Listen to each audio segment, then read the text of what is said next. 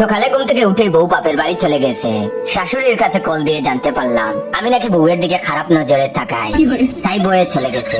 শাশুড়ি তখন আমাকে বলল, বাবা তুমি নজর ঠিক করো, আমার মেয়েটারে তোমার কাছে বিশ্বাস করে দিছি, তুমিও যদি ওর দিকে খারাপ নজরে তাকাও তাইলে বাইরের পুরুষ আর তোমার মধ্যে পার্থক্য থাকলো কই। আমি তখন শাশুড়ির মুখ থেকে এই কথা শুনে 440 ভোল্টের ঝাটকা খেয়ে ইচ্ছে করছিল ফ্লোর ফুটো করে জমিনের ভেতর ঢুকে যায়।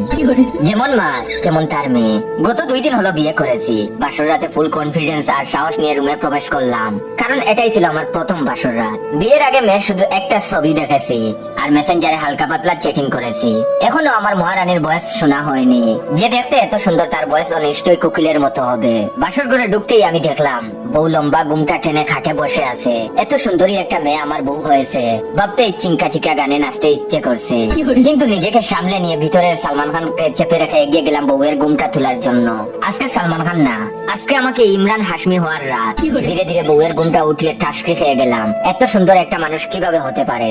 ভেবেছিলাম বিয়ের 5 বছর পর বাচ্চা কাচ্চা নিব, কিন্তু এখন ডিসিশন চেঞ্জ, প্রতি বছরই একটা একটা করে। আমি তার চেয়ে বেশি এক্সাইটেড হয়ে আছি বউয়ের কোকিল কণ্ঠ শোনার জন্য। আমি একটু গলা খাকুনি দিয়ে পরিষ্কার করে বললাম, তোমার মতো বিবি পেয়ে আমি ধন্য, বলো তুমি কি চাও আমার কাছে। বউ তখন লাজুক হাসি দিয়ে বলল, তামনের তপ্তায় তৎবাদাল দাইতে তাই আমনের লদে। আমি তখন বেবা চেকা খেয়ে বললাম কি। বউ তখন আবার একই সুরে বলল, আলে বুধের নাতেন আমরা হানিমুনে তৎবাদাল যাবো। আমার অনেক তৎবাদাল দেওয়া। আমি তখন মনে মনে বললাম, হায় খুদা, চাইনিজ বউ বিয়ে করে নিয়ে আসছি, কিছুই তো বুঝি না কথা। অনেক চেষ্টা করে ব্রেন খাটিয়ে বুঝলাম বউ বলতে চাচ্ছে সামনের সপ্তাহে কক্সবাজার যাইতে চাই আপনার লগে। অনেক শখ কক্সবাজার যাওয়া, মানে আমার সুন্দরী বউ থুতলা। আমি মাথায় হাত দিয়ে কাটতে কাটতে তখন বললাম, মেরে সাথ অন্যায় হুয়া। বউ তখন বলল, এটি আন্নে তান্দেলতেন আমার এটি পছন্দ হয় নাই। আমি তখন অসহায় দৃষ্টিতে তার দিকে তাকিয়ে বললাম, চুপ কর মেরি মা, অর্ডার তো করেছিলাম কোকিলা আর হাতে পাইছি কাউয়া কাদের।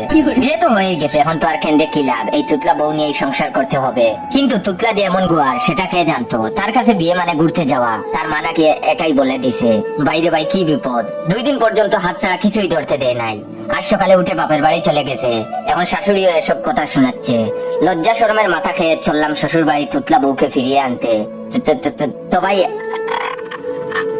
আমার জন্য দোয়া করবেন।